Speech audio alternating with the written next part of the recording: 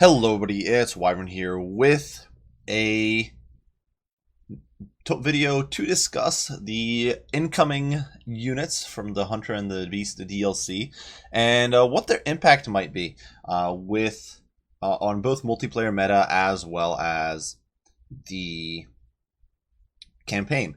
And I will note we still don't know what Gorok's going to be all about. We don't know necessarily if there's any free LC things that have not been mentioned yet. So obviously they are not here on this nice little list, but I did find this lovely lineup of all the unit cards put up by Just Testing 36, and we'll be kind of going through them and discussing what all of these characters may or may not be bringing to the table, because some of this is definitely pretty exciting stuff. Some of it I think will have very little to no impact, and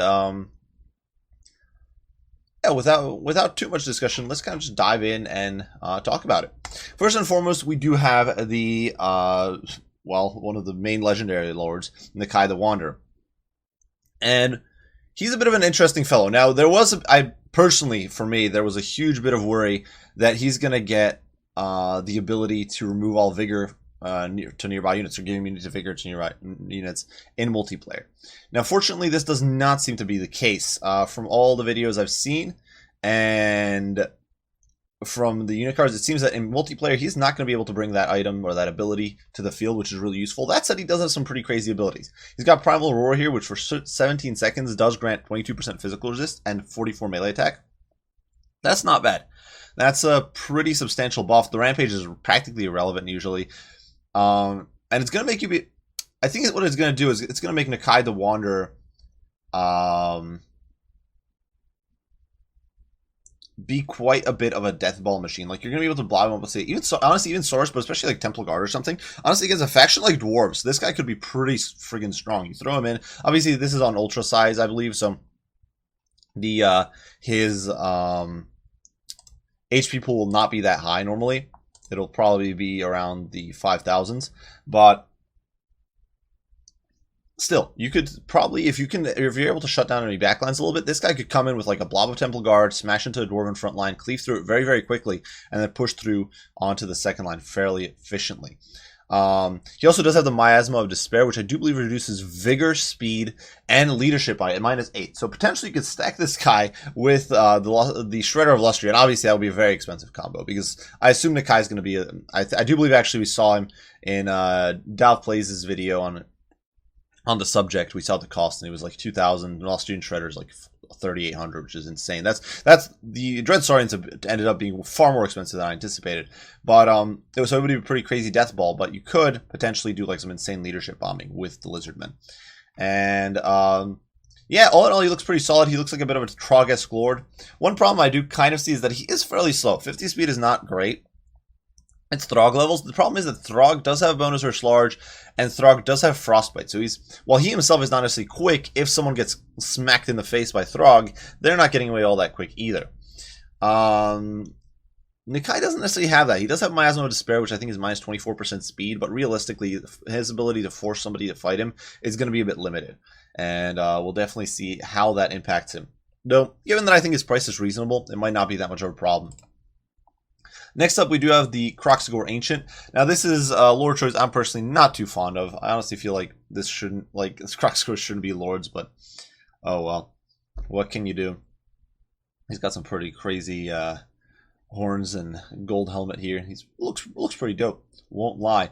Now, what his abilities are exactly, I'm not entirely sure. I haven't seen them displayed in a video yet.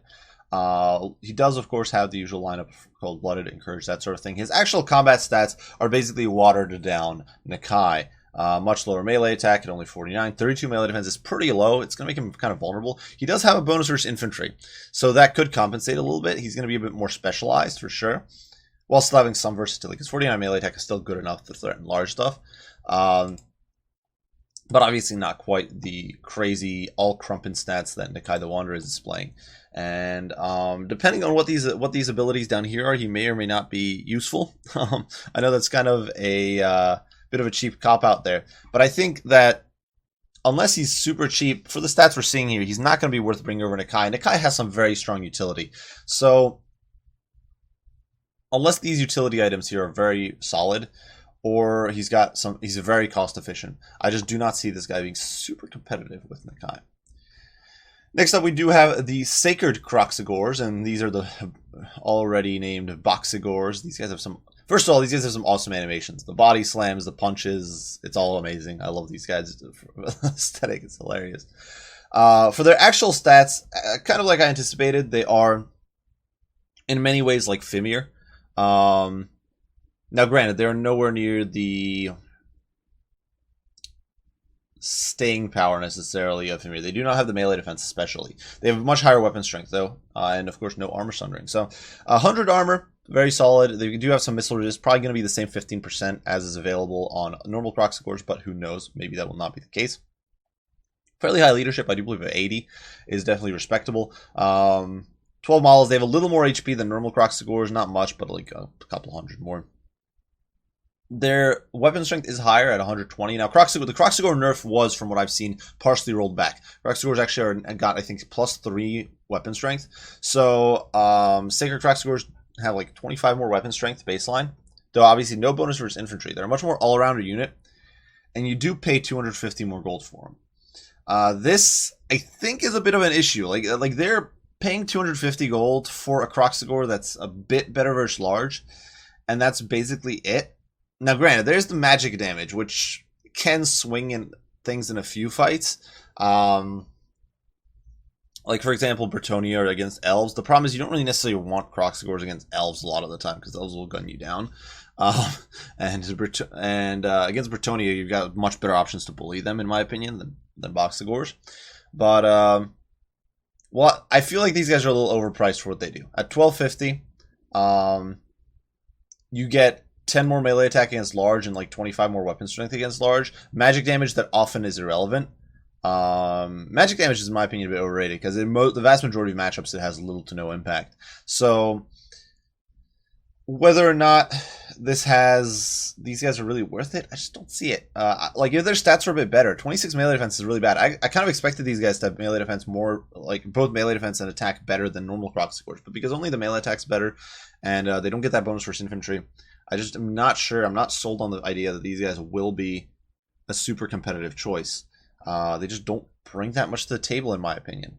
They still have Rampage too. They've got Primal Instinct. So yeah, I'm not sold on these guys. Maybe it's a little harsh, but the thing is that they do cost 250 more than Croxigors. If they cost like 100 more, I could see it. But for 250 more just for magic damage and trading specialization for a smidge more versatility, I don't know. Not getting me sold there. Next up, we do have the Regiment of Renowned Sacred Croxigors, and these guys are pretty beastly. The main benefit they bring to the field, besides rank 9 stats, is the fact that, for one, they've got physical resistance. This is actually kind of cool. Now, keep in mind, actually makes them weaker against magical missiles. If your opponent has silver bullets, for example, normal Boxigors or normal Croxigors have missile resist, so they will actually still reduce the damage by like 15%. I assume this is going to be like 15 to 20% physical resist, which means that if your opponent has silver bullets, they're doing their full damage. You're not mitigating any of it. This is one of those kind of problems with physical resistances that you do trade off that survivability there. In general, though, because it does buff you against melee attacks, it should be a good benefit. The biggest selling point of these guys, though, is their armor sundering. You can stack these guys on top of Saurus, for example, which are really the only unit that seriously benefits from this, but you can stack them on top of Saurus and have them bludgeoning your opponent with some pretty serious damage output here. 45, 34 melee attack, defense, 120 weapon strength. You know, it's not bad. They'll be bludgeoning their opponent, and at the same time making the Saurus do way more damage, because if you're able to cut your opponent's armor down by 30, Saurus have insane weapon strength, 34 non-AP, and that's getting boosted. Like, that's more non-AP than most units have weapon strength, period.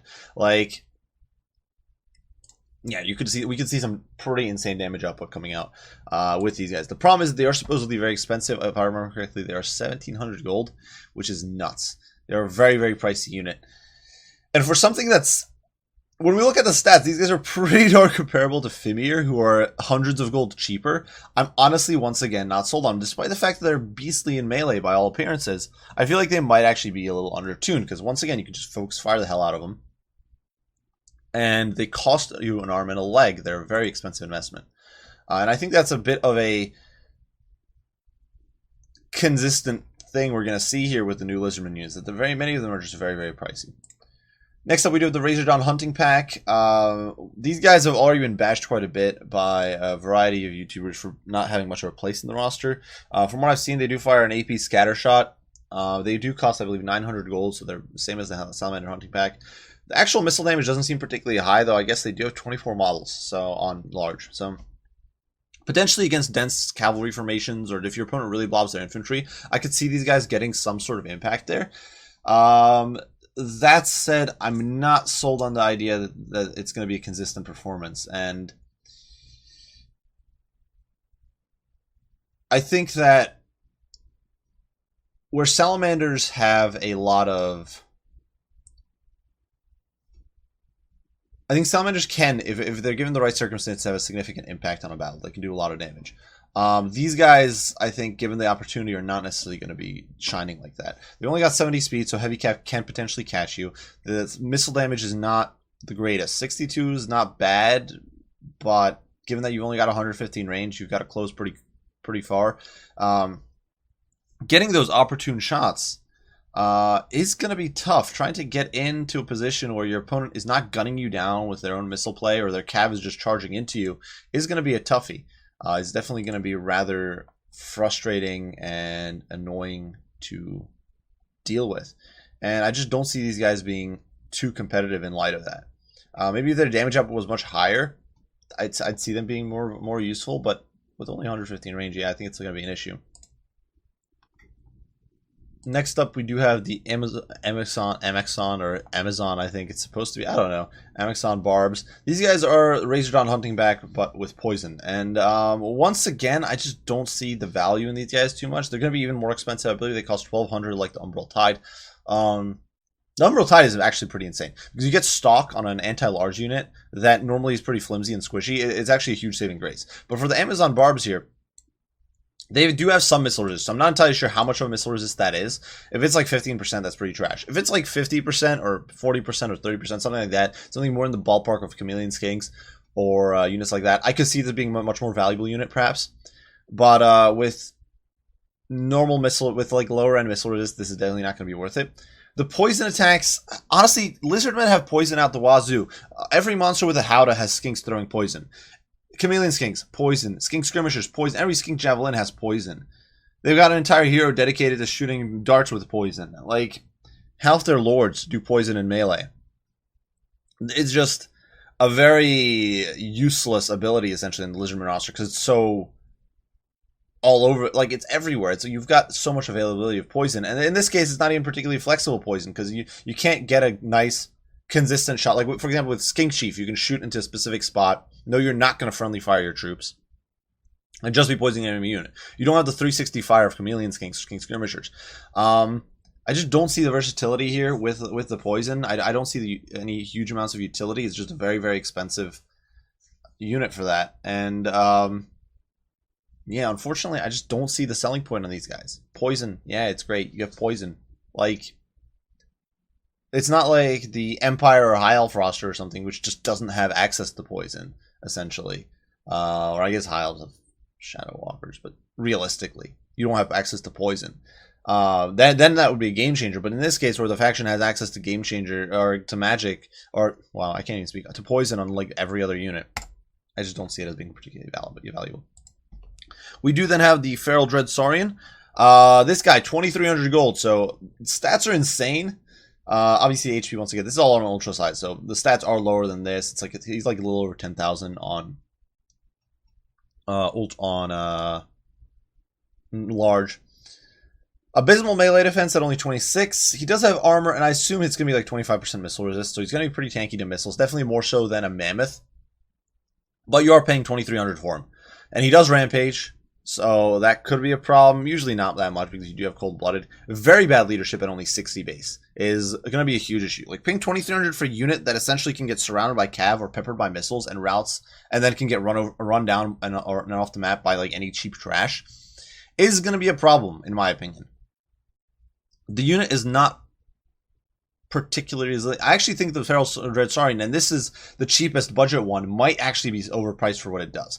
Like, 750 weapon strength and the 10,000 HP does look insane on paper, But you consider that every faction with lots of shooting is going to focus you fire the hell out of you, and it's just not going to hold up that well. Now against factions like Bretonnia, or against factions like Vampire Counts who do struggle against blobbing, this unit might have some pretty insane staying power, and that's one of the big problems, is that it's going to be worthless against almost every faction, in my opinion, except the handful that are super vulnerable to death balls.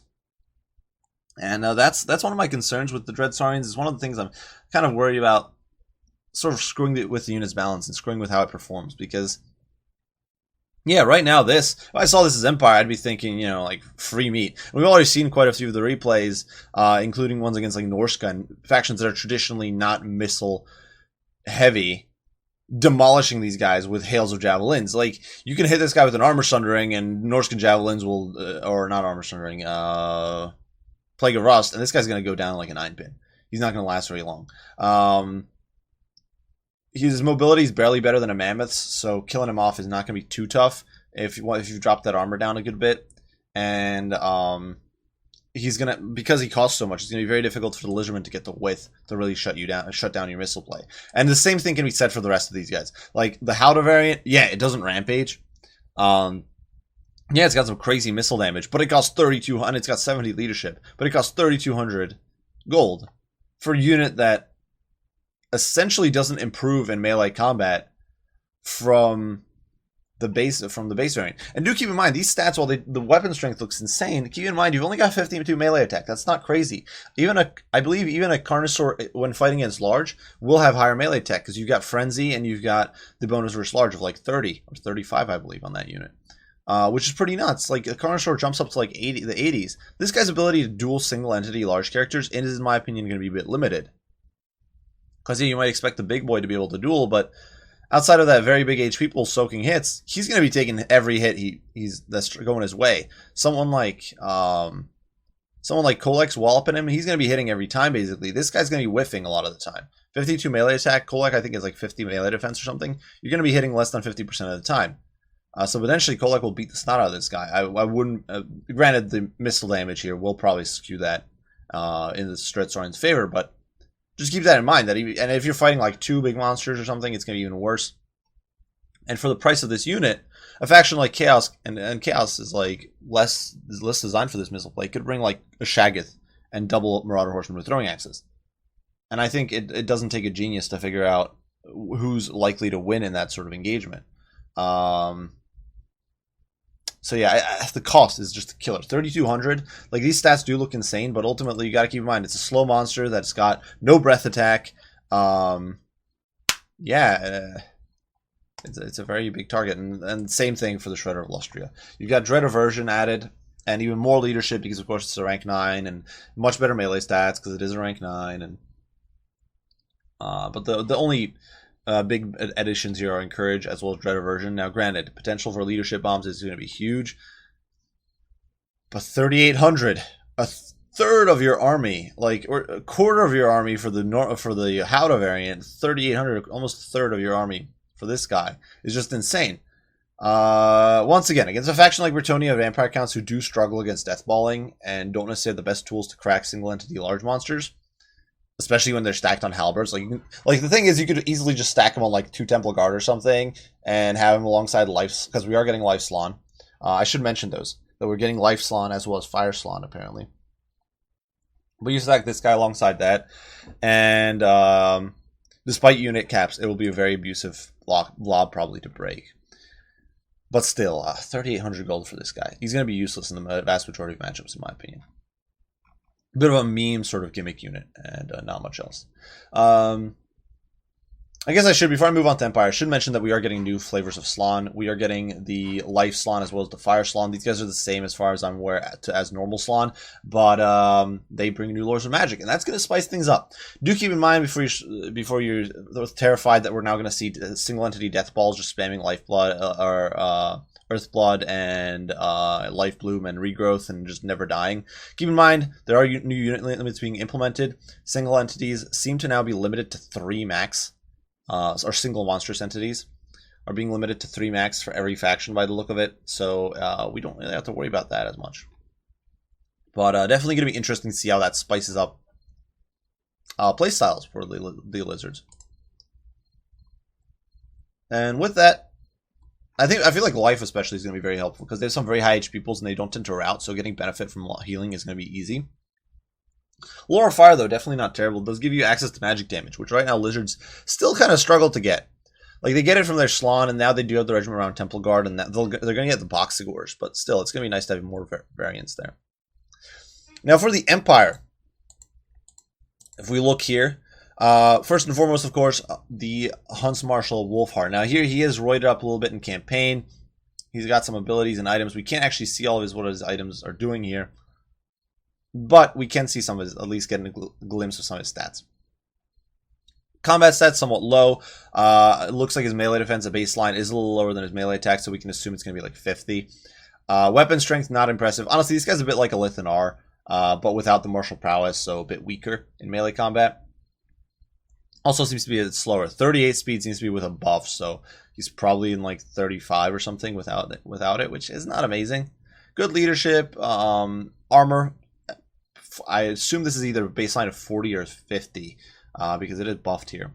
Ammo, most likely, I would assume at like 45, maybe 40. But he has 180 range, which we kind of expected. Bonus versus large, and I assume this is going to be significant. I assume it's going to be like Bone Giant tiers, and quite a hefty amount of range damage there. So, and it's AP, so I could definitely see this guy being a brutal. You bring him with like a kiting Empire build, and your opponent's ability to shut you down will be limited. Keep in mind, Empire. The thing is, a lot of factions, especially like Wood Elves don't have great counters to heavy cav. So the fact that they can go very kite heavy is often irrelevant, since heavy cav crushes you. Your opponent brings like 6-7 units of heavy cav and they run you down. In the case of Empire, that's not going to fly. Empire can bring like a unit or two of demigryphs and a few Empire Knights, and they can shut down any counterplay you have really against your skirmishers. And so Wolfheart's ability, I think, to really get that chip damage in, get that range damage in as a super witch hunter is not going to be that difficult. He does also have some extra abilities here, which we don't know, but I would assume at least one of these is some form of magic missile coming with his bow. Regardless, definitely very exciting to see Marcus Wolfheart take the field. He does, of course, have Stalk. He's got Vanguard. He's got Fire on the Move, I do believe. So he's going to be quite the fella to deal with. Quite the beast, in my opinion. Next up, we do have the Huntsman General. This guy is much the same as Wolfheart, except a watered-down version. 45 armor, so maybe that's what Wolfheart has as well, 45 armor. Nothing too fancy. His melee stats are pretty trash. 43, 40, 30, 360. That's very low for a general. Not surprising, of course, because this guy is a ranged general, but still very bad. 180 range, 45 ammo, not bad. 556 missile damage, but it's not AP this time. It's not like Wolfheart. His main benefits are that he seems to have this huge fire synergy. He's got an ability that we saw that lets him imbue nearby archers with fire damage, as well as giving them faster rate of fire. He's got an ability that he's got an arrow that does fire damage, and he's got an oil flask that debuffs enemies and makes them, I think it was 24% or 48% something. It made him a lot more vulnerable. I think it was 24% more vulnerable to fire. So you imagine hitting like a tree man with that, and then buffing all your nearby archers with fire damage, and it gets pretty insane. Like this guy could easily, in my opinion, prove a threat to some factions that rely on fire weak monsters like Vampire Counts and whatnot. You can see some nasty synergy there. But even if he doesn't do that, even against factions that don't necessarily have fire vulnerable troops, just being able to get so much extra damage out could be very brutal. And keep in mind, you can I don't think those buffs are limited to archers. You can synergize them with guns. And Empire handguns buffed with like 24% more damage output and way more rate of fire and fire damage. It's gonna be a bad day for whoever's on the other end. Besides that, though, Huntsman General doesn't seem too inspiring. Honestly, his base kit seems pretty trash. So not the. I feel like if you're looking for your lord to actually fight or do damage, I feel like you're going to go with Wolfheart every time. But for the buffage, this guy might be better than Wolfheart, and we will definitely see that in the future. Empire Archers, these guys were, well, I'm honestly a bit disappointed by these guys. They're way worse than I anticipated. We don't know their exact missile damage distribution yet, so keep that in mind. It might, I want to think it's going to be 16 and 3, like every other 68 model Archer. But big but here. We don't know that for a fact. I feel like it can't be less than 2 AP, because if they're 1 AP archer, they do cost 325 gold, but if they're a 1 AP archer, they're going to be really, really trash, because they don't have the model count of goblins or skeleton archers. But while they do only cost 325 gold, 120 range is abysmal, but it means you barely outrange Ungor Raiders. There was mention of these guys being good counter to enemy archers. I don't know what whoever said I don't know what the hell the person who said that was smoking when they proclaimed something so ridiculous. At 120 range, you're not a threat to enemy archers, because they can just move back. Like, more competitive people, and I sometimes screw up and don't do this, but more competitive players are just going to zone you out with their front line, and your archers will never, ever get into a position where they can shoot at the enemy firing line. And they will get deleted. But by the time they can get into range of, like, high elf archers, you're going to be gone. You're going to be dead. You're going to be routing. By the time you can get in on, like, another Empire player, they brought like crossbows, but like a Bretonnian player with Bretonnian peasants, they're gonna gun you down and rout you off before you can get into range. You've got a minimum of like a 40 meter gap to close against the average archer unit, and even worse against others like Glade Guard and High Elves and that sort of thing. I don't know. Like, these guys will counter Ungor Raiders, I guess. And Goblin Archers. That's basically the only units I could see them countering effectively. So I'm really not sure. I could see these guys having some synergy because they're so cheap.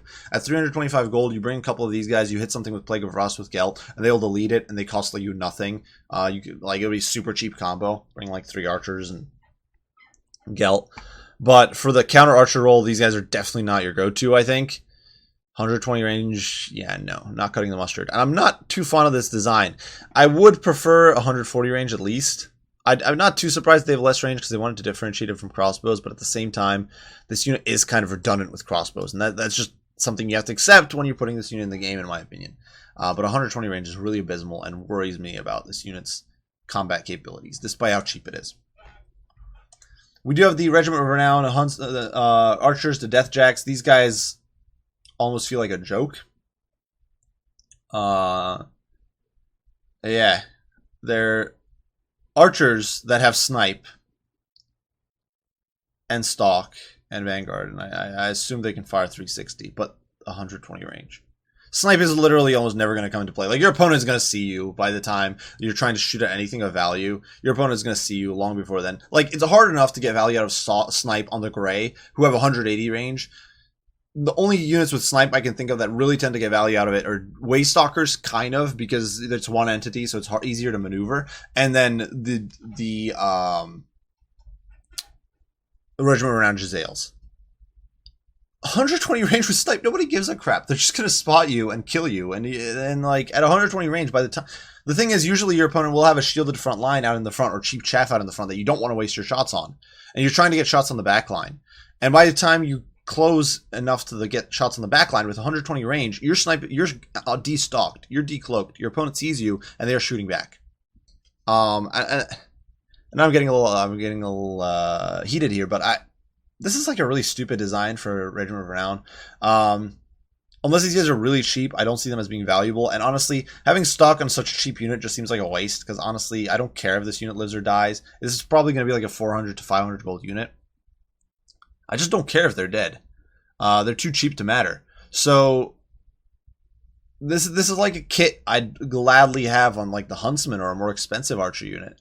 But these guys, who cares? This is like these two abilities. You're basically paying for abilities that do nothing for you, or very little. I'm just very, very flustered with it. Like, if they had more range, if they had like 180 range or something, and they were much more expensive, it's like, okay, these are like these Deathjacks. They're like, you know. Or they had like an extra ability like armor sundering or something, but they don't. They don't have any of those things. They just, in my opinion, just kind of suck. We do then have Huntsman. Now keep in mind, these guys here are roided up by Chevron, so these stats are not real.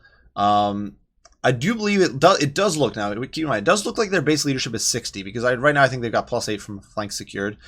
So higher leadership than average, which is nice. Melee stats are pretty trash, same as, I believe, archers and crossbows and all that. But 160 range, 22 ammo, and a bonus versus large. That's pretty cool. They do also have fire while moving, though this is only forward. I believe they don't have 360 fire. And they do have Vanguard deployment. So and stock. So definitely some cool stuff here.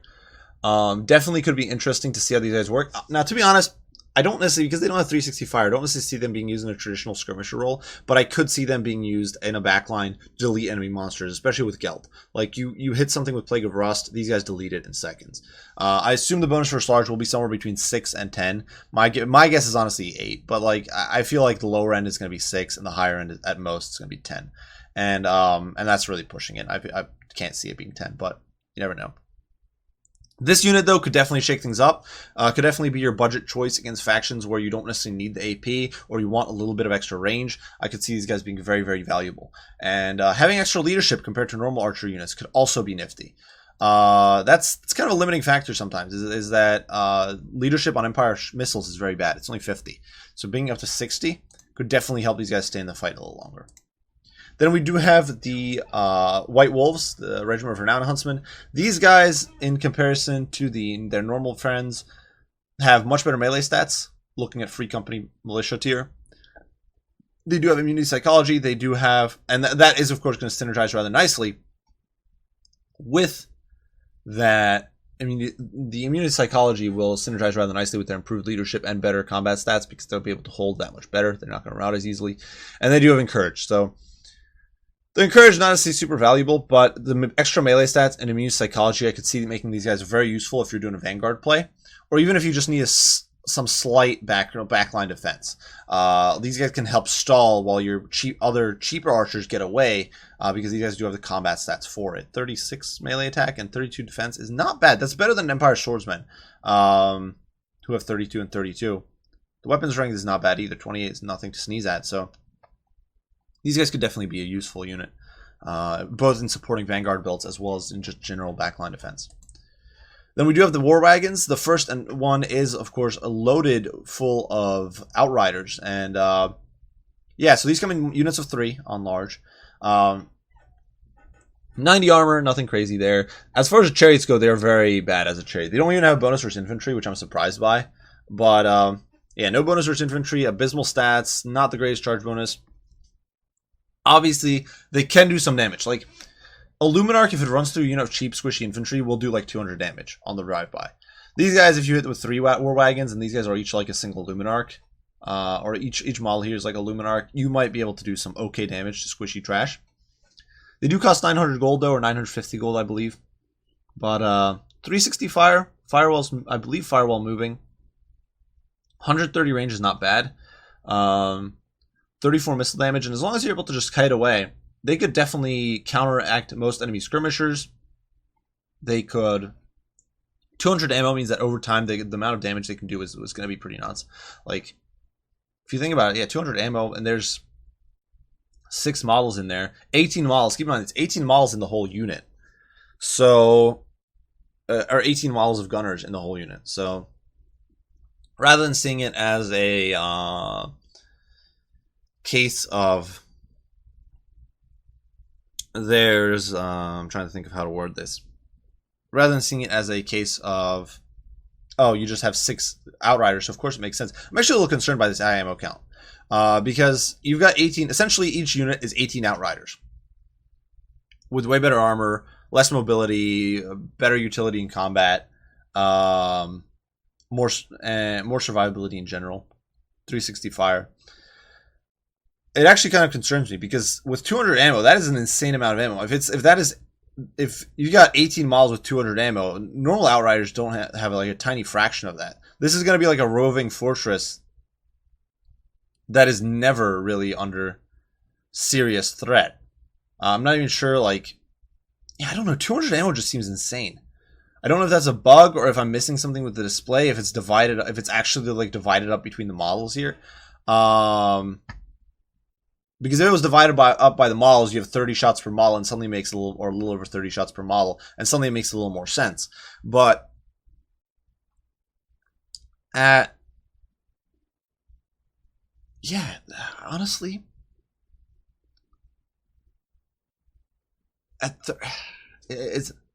if it's 200 shots all over, that's going to be an insane amount of damage output. Like 18 Outriders with with 200 shots. That would be pretty crazy.